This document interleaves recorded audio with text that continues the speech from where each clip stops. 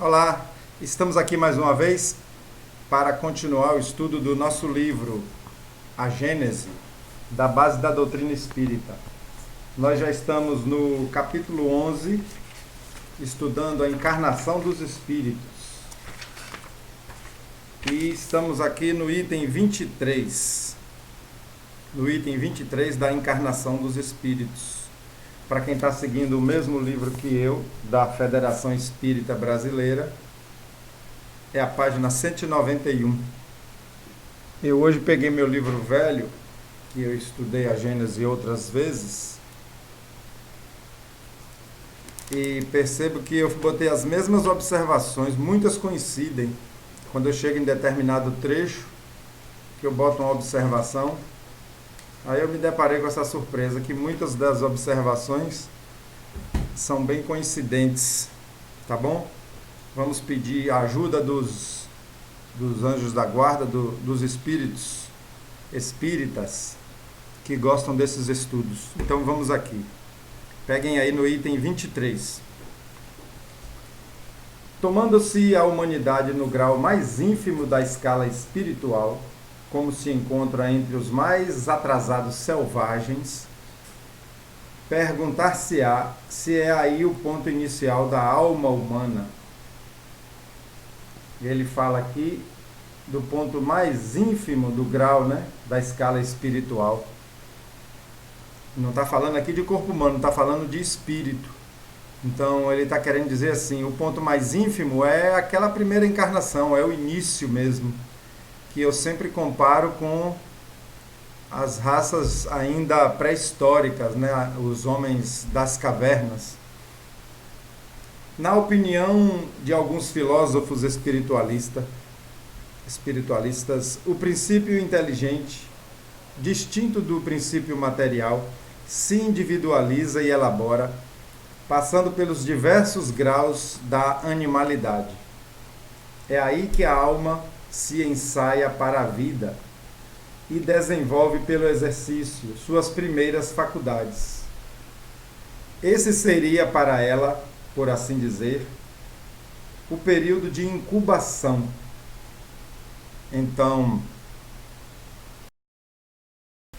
a gente está vendo aí que coincide com o que a gente sempre comenta quando está estudando o Livro dos Espíritos, que as primeiras raças humanas na Terra abrigaram espíritos de primeira encarnação, princípios espirituais recém-saídos, né, da sua evolução nos animais. Então sempre a gente faz essa associação baseado em vários livros, principalmente livros destinados a mostrar essa evolução do princípio espiritual, como alguns livros de Gabriel Delany e de André Luiz também. Chegada ao grau de desenvolvimento que esse estado comporta, ela recebe as faculdades especiais que constituem a alma humana. Haveria, assim, filiação espiritual do animal para o homem, como há filiação corporal. Aqui tem um ponto muito importante, que ele fala que o princípio espiritual passa por um período de incubação, né? Quando sai do reino animal. Olha só o raciocínio, pelo exercício de suas primeiras faculdades. Esse seria para ela, por assim dizer, o período de incubação. Chegada ao grau de desenvolvimento que esse comporta, ela receberá faculdades especiais. É essa expressão aqui, faculdades especiais, que nos dá a hipótese de que nesse momento há uma transformação no princípio espiritual, em que ele começa a sua vida de espírito. É aqui que o Livro dos Espíritos deixa subentendido de que começa a vida do espírito. Falando de uma forma mais religiosa, seria o momento em que Deus cria o espírito. e ele vem para as suas primeiras encarnações. É o que a gente está estudando aqui, a encarnação dos espíritos. Então, olhe bem, recebe as faculdades especiais que constituem a alma humana. É como se alguma modificação fosse feita, e eu acredito que não seja só em perispírito, mas em essência do princípio espiritual, em essência no espírito, em que ele vai começar a ter personalidade, individualidade, vai começar a ter responsabilidade pelos seus atos, claro, sempre relativo ao seu grau de evolução. Haveria assim filiação espiritual do animal para o homem, como há filiação corporal. Então ele faz uma comparação aí da evolução do corpo, né, como a teoria de Charles Darwin já mostrou, que há uma continuidade, né, que há uma continuidade evolutiva entre os animais, passando de cada um com uma ligação de evolução genética, né, é a teoria de Darwin, até chegar nos seres humanos. E ele fala aqui agora como se houvesse também essa ligação, essa evolução do princípio espiritual. Então há sempre, como o que ele chama de filiação, né? Há sempre um encadeamento aí da evolução do corpo e do princípio espiritual evoluindo constantemente. Esse sistema, fundado na grande lei de unidade que preside a criação, corresponde, forçoso é convir, à justiça e à bondade do Criador. Dá uma saída, uma finalidade, um destino aos animais, que deixam então de formar uma categoria de seres deserdados para terem no futuro, que lhe está reservado, uma compensação a seus sofrimentos. Então ele está falando aqui que isso mostra que os animais não foram criados apenas para ser animais, que ali está desenvolvendo o princípio espiritual. O princípio espiritual passa pelo seu aprendizado, pela sua experiência necessária em cada espécie e vai evoluindo, até esse princípio espiritual chegar a um ponto, e que a gente comentou aqui atrás, de incubação, em que ele vai receber faculdades especiais para encarnar pela primeira vez como humano. E a gente sabe pela história que os primeiros seres humanos eram bem parecidos com os animais, com os primatas. Então a gente vê que tem uma vizinhança ali de características. O que constitui o homem espiritual não é sua origem, são os atributos especiais que ele se apresenta dotado ao entrar na humanidade. Atributos que o transformam, tornando-o um ser distinto, como um fruto saboroso é distinto da raiz amarga que lhe dá origem. Então aqui ele reforça que entra e recebe atributos especiais. Então ele reforçou aqui atributos especiais dotado ao entrar na humanidade. Olha como fica claro, né? Então esses atributos especiais é o momento em que é criado o espírito, e que os espíritos da codificação deixam claro que a gente ainda não compreende como é isso e como isso acontece, esse momento em que o princípio espiritual é credenciado a encarnar pela primeira vez como ser humano, vamos dizer assim. Por haver passado pela fieira da animalidade, o homem não deixaria de ser homem, já não seria animal, como o fruto não é a raiz, como o sábio não é o feto informe que o pôs no mundo. Então ele faz duas comparações aqui. Ele compara a semente com o fruto. Apesar do fruto vir da semente, esse fruto é algo muito mais especial. Ele não é aquela semente. Ele foi uma transformação dela, ele não é a semente. Então você não pode dizer que uma maçã foi aquela semente. E ele faz outra comparação aqui de um sábio que já foi um feto. Então, ele está muito mais evoluído, ele recebeu atributos especiais para se tornar um sábio. É a comparação que ele fala. O sábio não é o feto informe que eu pus no mundo. Então é equivocado dizer, então por esse raciocínio evolutivo nós já fomos um cavalo, nós já fomos um cachorro. Não, não fomos. O princípio espiritual que nos anima hoje foi uma transformação daqueles princípios espirituais que recebeu atributos especiais, e não é que nós fomos. Mas este sistema levanta múltiplas questões, cujos prós e contras não é oportuno discutir aqui, como não é o exame das diferentes hipóteses que se tem formulado sobre o assunto. Então, Kardec mesmo se propõe a desprezar certas hipóteses levantadas, talvez porque ele tenha achado que eram infantis demais, fora da lógica demais. Sem, pois, pesquisarmos a origem do espírito, sem procurarmos conhecer as fieiras pelas quais haja ele porventura passado, tomamo-la ao entrar na humanidade no ponto em que, dotado de senso moral, livre-arbítrio, começa a pesar-lhe a responsabilidade dos seus atos. Então, olha, gente, eu falei antes, mas está aqui, ó. Característica principal para o início da vida de espírito. Ele ganha senso moral, os seus atos começam a ter um certo julgamento da própria consciência.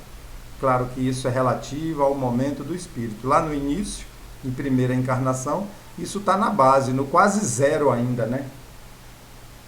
Então, senso moral, livre-arbítrio também relativo, e as responsabilidades dos seus atos.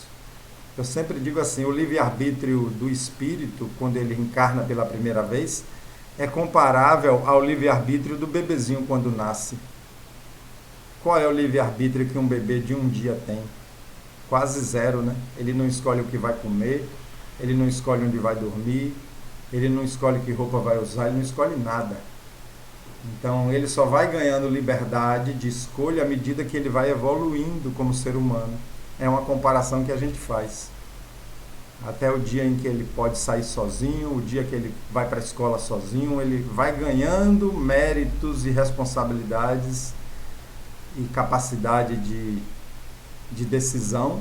Ele vai ganhando esse livre-arbítrio. A obrigação que tem o espírito encarnado de prover ao alimento do corpo, à sua segurança, ao seu bem-estar, o força a empregar suas faculdades em investigações, a exercitá-las e desenvolvê-las. Está aqui uma das respostas por que a gente reencarna. Desenvolver a inteligência. Ter que trabalhar para prover o corpo, a segurança e o bem-estar. Trabalhar por alimento, por moradia, por desenvolvimento, por tudo. Então, ter que pensar, ter que correr atrás da sobrevivência do corpo, faz com que o espírito movimente a sua inteligência e se desenvolva. Útil, portanto, ao seu adiantamento é a sua união com a matéria. Está vendo? A unir, o fato do princípio espiritual ter sempre que unir-se à matéria, porque é na matéria que ele vai correr atrás dessas necessidades. E Deus coloca na gente o instinto de sobrevivência, né?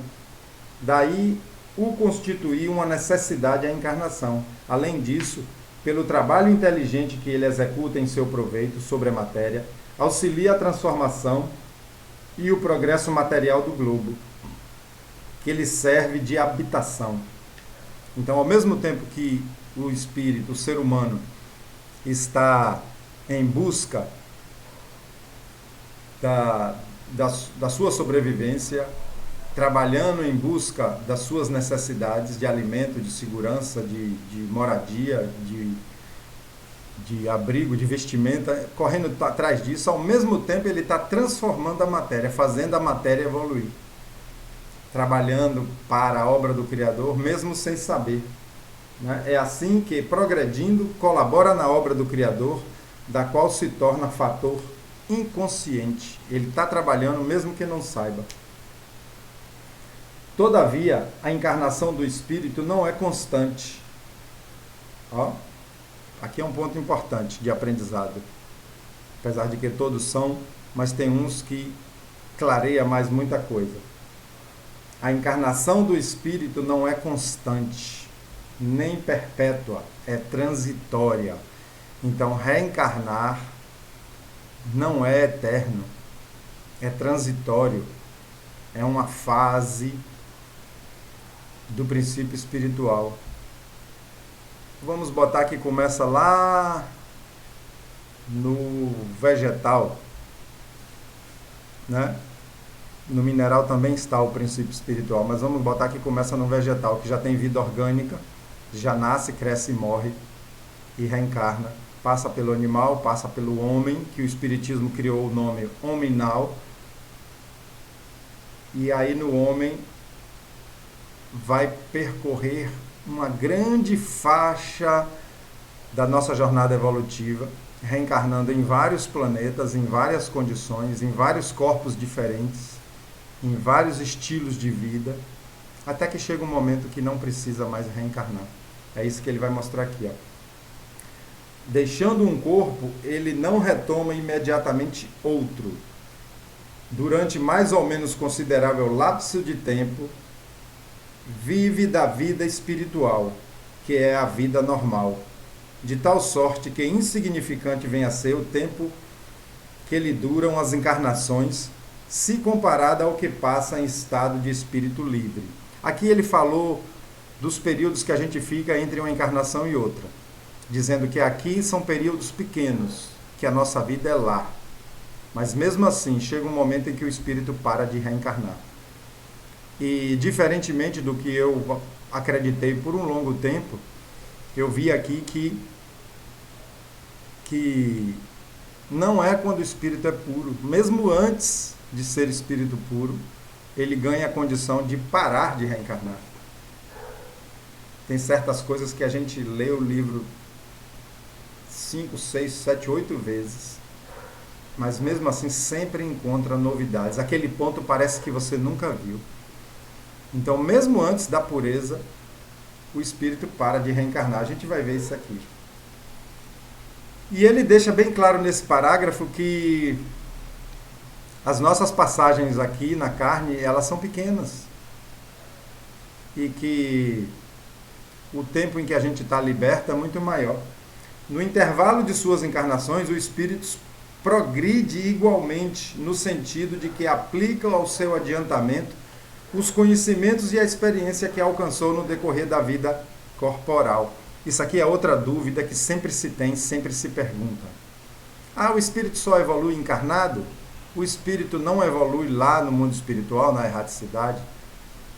Aí quando se afirma que a evolução é encarnada, aí as pessoas falam, e André Luiz, que estava no umbral e hoje é um espírito capaz de nos passar tantos ensinamentos, tem uma coleção de livros fantásticos, então o André Luiz evoluiu lá. Aí sempre tem esse debate no movimento espírita. Mas olha como ele deixa claro aqui. O espírito evolui lá com o conteúdo que ele levou daqui, como se ele aprendesse e continuasse com esse conteúdo. Então a evolução que ele tem lá vai ser um desenvolvimento do que ele passou por aqui, das experiências que ele passou por aqui, dos aprendizados por conta própria ou por força das leis, né? Ou por força da encarnação, das vicissitudes, das experiências. Quer ver como isso fica claro? Ó, o espírito progride igualmente no sentido de que aplica ao seu adiantamento os conhecimentos e a experiência que alcançou no decorrer da vida corporal. Então, aonde é que eu quero chegar? Que mesmo a evolução que é feita lá, ela dependeu da sua passagem aqui. É como o estagiário que vai para a sala de aula, aprende, e quando ele vai para o laboratório, quando ele vai para o campo, ele tem que usar o que aprendeu, né? Ele vai aplicar o que aprendeu, vai desenvolver o que ele... Porque existe a diferença de aprender e apreender, com dois R, né? Com dois S. Que é fixar aquele aprendizado e aquilo passar a ser parte de você. Então ele diz aqui que o Espírito examina o que fez enquanto habitou na terra, passa em revista o que aprendeu, reconhece suas faltas, traça planos e toma resoluções pelas quais conta guiar-se em nova existência, com a ideia de melhor se conduzir. Então ele faz toda uma análise, todo um plano, toda uma verificação. Claro que tudo isso vai depender do nível que já está aquele espírito. Desse jeito, cada existência representa um passo para frente no caminho do progresso. Uma espécie de escola de aplicação. Uma espécie de escola de aplicação. Aplicar o que desenvolveu, aplicar o que aprendeu, para que aquilo comece a fazer parte de você. É igual aprender a dirigir. Você pega no carro pela primeira vez, não sabe para onde vai, erra, deixa o carro morrer. As manobras são difíceis, às vezes tem que olhar para a marcha para poder passar marcha. E aquilo aos poucos vai, com a experiência, quando você passa a dirigir realmente, quando você passa a viver no trânsito, aquilo vai se tornando natural, ao ponto que você nem lembra mais que está dirigindo. Você lembra que você está indo para o trabalho, que você está indo para a faculdade, nem lembra que está dirigindo, entra no carro, sai normalmente. Assim é o aprendizado espiritual, o aprendizado das leis de Deus. Normalmente a encarnação não é uma punição para o espírito. Ele botou a palavra normalmente, então deixou um espaço aí, né? Conforme pensam alguns, mas uma condição inerente à inferioridade do espírito e um meio de ele progredir. Aí ele faz referência aqui ao livro Céu e Inferno, que é outro livro da base da doutrina. Então, normalmente não é punição, é evolução, é aprendizado, é escola. À medida que progride moralmente, o espírito se desmaterializa, isso é, depura-se com o subtrair-se à influência da matéria. Quanto menos influenciado pela matéria, mais desmaterializado, mais livre, mais depurado vai se tornando o espírito. Mais sutil, mais leve, vai se tornando o perispírito, que é a ligação do espírito com o corpo. Sua vida se espiritualiza, suas faculdades e percepções se ampliam. Sua felicidade se torna proporcional ao progresso realizado. E aqui está toda a chave do que Jesus falou de paraíso, do que Jesus falou da promessa da felicidade aqui, ó. Sua felicidade se torna proporcional ao progresso realizado. E o progresso realizado é feito em duas bases, intelectual e moral. Capacidade de amar, capacidade de entender as leis de Deus. Entretanto, como atua em virtude do seu livre-arbítrio, pode ele, por negligência ou má vontade, retardar o seu avanço. Prolonga, conseguintemente, a duração de suas encarnações materiais, que então se lhe tornam uma punição, pois que, por falta sua, ele permanece nas categorias inferiores, obrigado a recomeçar a mesma tarefa. Depende, pois, do espírito abreviar pelo trabalho de depuração executado sobre si mesmo a execução do período, a extensão do período das encarnações. Então é isso que ele fala. Se torna uma punição, ou começa a parecer que é uma punição, quando isso se prolonga por falta de evolução do espírito, por falta de boa vontade. Então as encarnações tomam um aspecto de punição, quando o espírito a prolonga e vai precisar reencarnar muito mais do que outros que às vezes passa mais rápido. Então, e esses espíritos às vezes nem têm conhecimento do que é evolução, do que é progresso, do que é reencarnação. Então eles ficam com a impressão de que eles são assim para sempre. Uns acham até que estão no inferno para sempre. Uns acham que nunca vai sair daquilo, que a vida é aquilo. E agora eu estou falando um pouco de experiência de reunião mediúnica. Tem espírito que acha que ele é assim. E que ele merece isso mesmo, que ele foi falho sem saber que existe a reencarnação, a evolução e que ele pode sair daquilo. A gente fala muitas vezes para os espíritos nas mediúnicas que existe uma vida muito melhor do que aquela. E isso funciona bastante. O progresso material de um planeta acompanha o progresso moral de seus habitantes. A evolução do planeta com a evolução dos habitantes. Ora, sendo incessante como é a criação dos mundos e dos espíritos, e progredindo estes mais ou menos rapidamente conforme o uso que façam do livre-arbítrio, segue-se que há mundos mais ou menos antigos em graus diversos de adiantamento físico e moral, onde é mais ou menos material a encarnação e onde, por conseguinte, o trabalho para os espíritos é mais ou menos rude. Está vendo aqui? Evolução dos planetas, evolução dos espíritos. Quanto mais o espírito evolui, mais ele merece planetas melhores, onde a vida é muito mais sutil, onde a vida é muito mais organizada, sem sofrimento, sem violências, onde o nível de aprendizado entra para outro patamar.